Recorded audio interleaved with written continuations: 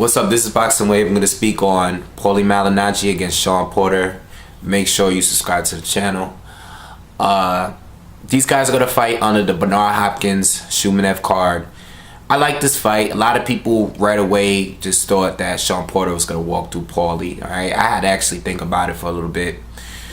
It should be a good fight. Paulie, I don't really think he's way past his prime. I think the experience that he has now at this stage in his career, it kind of evens it out as far as him losing some of his speed that he once had when he was younger. He's still not really that old to me, and he's still capable of being a title holder at 147. Okay, he lost to Adrian Broner, but he looked good against Adrian Broner. He was the first to kind of expose, one of the first to expose some of Broner's weaknesses. Okay, that was a tough fight. I believe that was a split decision. And then he beat Zab Judah in a fight where I felt like he dominated. I think he won almost every round, except maybe the knockdown round.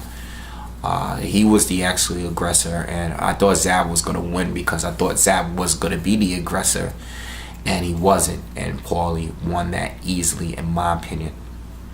Now, Shawn Porter is a lot younger. He is getting better. Right, he's very good now, but he's getting better with every fight. He looked very impressive against Devin Alexander. It was a wrestling match at some points of the fight. It was a very aggressive, holding, rough fight. But Shawn Porter went in there with a plan, and he executed it well. He went in there and used the same plan Tim Bradley did. He didn't try to stay on the outside and outbox Devin Alexander, but what he did was make Devin look slow. Okay, he looked very versatile in that fight. He boxed him. He outboxed him on the outside. He outbrawled him, and he fought better on the inside with Devin. He totally outclassed Devin, in my opinion. Now, the way I see this fight going, Paulie obviously has the experience. Okay, Paulie is good at keeping his composure. He's not going to be like Devin Alexander. I think Shawn Porter needs to fight a similar style of how he fought Devin. But the thing with Paulie is Paulie's going to keep his composure. Paulie's going to want to keep this fight on the outside. Alright, he's going to use his jab. Use his jab towards the body. Throw that straight right towards the body. Throw it up top at times. He doesn't really like to fight on the inside. Okay, when he is on the inside, I picture him holding Shawn Porter. Okay, the thing is with Shawn Porter, when you're holding, and he could hold well, which he did against Devin Alexander, he could fight well off the clinch. He's gonna use that free hand to land whatever shots. He's gonna dig to the body. He's going to make it a rough, uncomfortable fight for Paulie. Paulie's still going to stick to the game plan no matter what. Paulie has a good chin.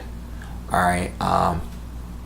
So, I don't think Shawn Porter's going to be able to dominate him. And even if he does hurt Paulie, he's not going to be able to knock him out or anything like that. I expect Shawn Porter to try to keep the fight as closely as he can. He's going to stay on the outside at times and try to box with Paulie. Use his jab, use his feints at times.